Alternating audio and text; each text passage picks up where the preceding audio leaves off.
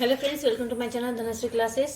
आजच्या या व्हिडिओमध्ये आपण काही डेली यूज सेंटेन्सेस इथे बघणार आहोत. म्हणजे रोज बोलली जाणारी ही नेहमीची अशी वाक्य. ठीक आहे. यातील पहिलं जे वाक्य आहे ते आहे बघा, पैसे झाडाला उगत नाही किंवा लागत नाही. असं जे वाक्य आहे ते आपण मराठीचं वाक्य इंग्रजीमध्ये कसं लिहिणार? पैसे, पैसे याला आपण काय म्हणतो? मनी.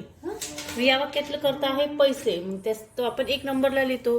म्हणजे आपण इथे लिहिणार आहोत मनी. पैसे म्हणजे काय? मनी.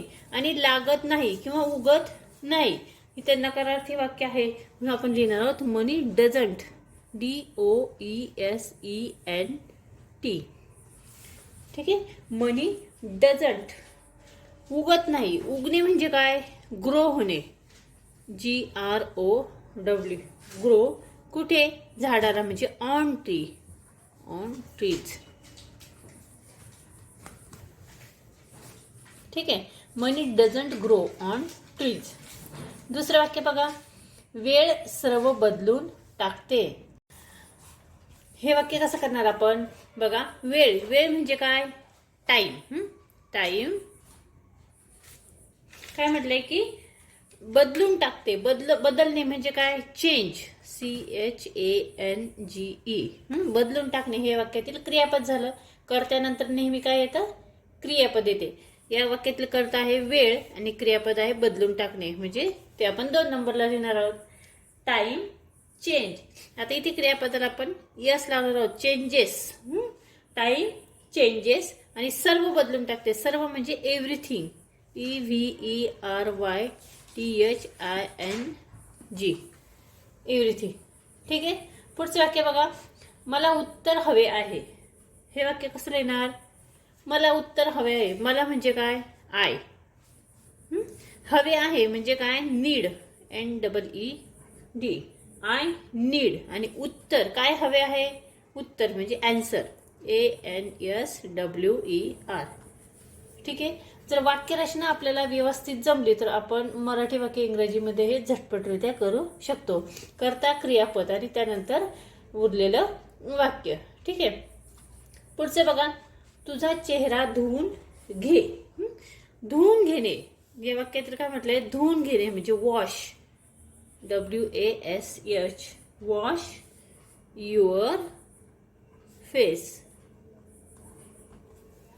वॉश युअर फेस ऑर्डर केलेलं आहे, त्यामुळे आपण इथे आपण क्रियापद अगोदर घेणार आहोत. Wash your face. त्यानंतर पुढचं वाक्य बघा, तुम्ही चांगलं केलं. तुम्ही हा ज्याला करता त्यासाठी लिहिणार आहोत यू. आता चांगले केलं म्हणजे काय? करणे म्हणजे डीड. केलं क्रियापद आहे. केलं म्हणजे क्रिया झालेली आहे, म्हणजे भूतकाळातील वाक्य आहे. मग डूचं काय होईल? डीड होणार. केलं, करणे म्हणजे काय? डू. आणि केलं म्हणजे डीड. You did. चांगलं म्हणजे well. WELL. You did well. ठीक आहे. आणि पुढचं वाक्य बघा, तुम्ही मला कसे ओळखता? प्रश्नार्थक वाक्य आहे. आता कसे ओळखता? कसे ओळखता म्हणजे आपण इथे लिहिणार आहोत हाऊ. सहाय्यकारी क्रियापदाने हे वाक्य तयार होत आहे. कसे ओळखता म्हणजे हाऊ. त्यानंतर पुढे डू. How do. तुम्ही म्हणजे यू. How do you. आता ओळखता, कसे ओळखता? मला कसे ओळखता म्हणजे नो मी. Know me. आणि प्रश्नार्थक sign. How do you know me. आणि लास्ट सेंटेन्स बघूया, मी ठीक आहे. अगदी सोपं वाक्य आहे. मी ठीक आहे म्हणजे आय. करता आहे मी म्हणजे आय. त्यानंतर सहाय्यकारी क्रियापद येईल एम. आणि ठीक आहे म्हणजे फाईन. I am fine. ठीक आहे.